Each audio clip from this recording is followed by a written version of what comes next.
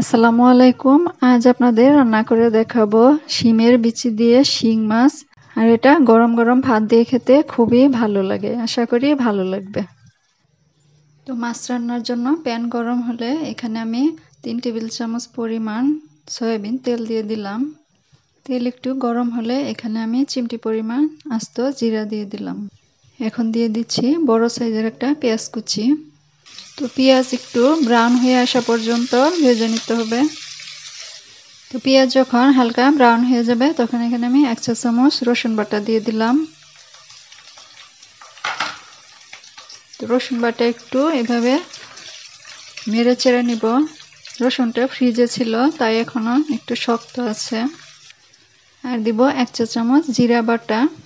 চাইলে জিরার গুঁড়াও দেওয়া যাবে, তবে বাটা মশলা দিয়ে রান্না করলে টেস্ট অনেক ভালো হয়। তো জিরা রসুন একটু নেড়ে নেওয়ার পর এখন দিয়ে দিব 1 চা চামচ মরিচের গুঁড়া। ঝালটা কম বেশি করে দিতে পারেন। আর দিব উঁচু করে 1 চা চামচ ধনে গুঁড়া।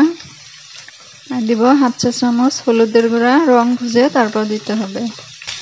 মশলা কষানোর জন্য অল্প একটু পানি দিব।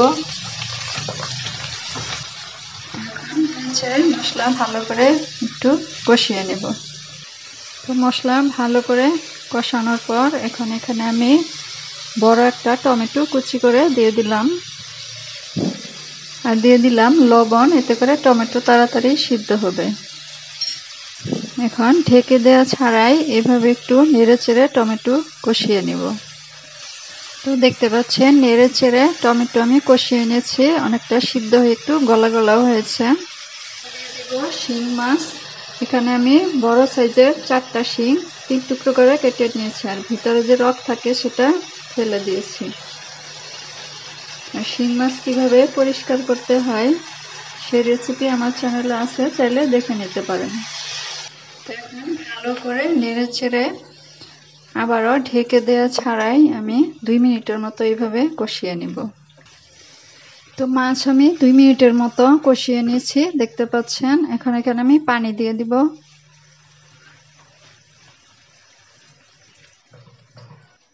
তো নেড়ে নেওয়ার পর এখন ঢেকে দিচ্ছি। ঢেকে 3 থেকে 4 মিনিট মাছ কষিয়ে নিব। তো 3-4 মিনিট কষানোর পর ঢাকনাটা খুলে নিচ্ছি। আমি অফ ক্যামেরায় একবার নেড়ে দিয়েছিলাম। এখানে আমি শিমের বিচি দিয়ে দিচ্ছি 1 কাপ পরিমাণ। শিমের বিচি আমি পানিতে ভিজিয়ে রেখেছিলাম, তারপর উপরে খোসাটা ছাড়িয়ে নিয়েছি। তো এখন নেড়ে চেড়ে নেওয়ার পর আবারও ঢেকে 3-4 মিনিট কষিয়ে নেব। তো 4 মিনিট পর ঢাকনাটা খুলে নিচ্ছি। তো আমি অফ ক্যামেরায় আরও একবার নেড়ে দিয়েছিলাম, তারপর আবারও ঢেকে দিয়েছিলাম। ভালোভাবে কষিয়ে নিলে শিমের বিচিটা ভালোভাবে সিদ্ধ হবে। এখানে আমি শিমের বিচি যাতে ভালো করে সিদ্ধ হয় এজন্য পানি দিয়ে দিচ্ছি। এখন আবারও ঢেকে যতক্ষণ না পর্যন্ত শিমের বিচি ভালোভাবে পুরোপুরি সিদ্ধ হয় ততক্ষণ পর্যন্ত রান্না করে নেব। তো আমি চেক করেছি শিমের বিচি ভালোভাবে সিদ্ধ হয়েছে। এখন এখানে আমি 3টা কাঁচামরিচ ফালি করে দিলাম, এতে করে ঝালটাও বের হবে আর সুন্দর ফ্লেভারও পাওয়া যাবে। আর দিলাম ধনেপাতা কুচি 1 টেবিল চামচ পরিমাণ।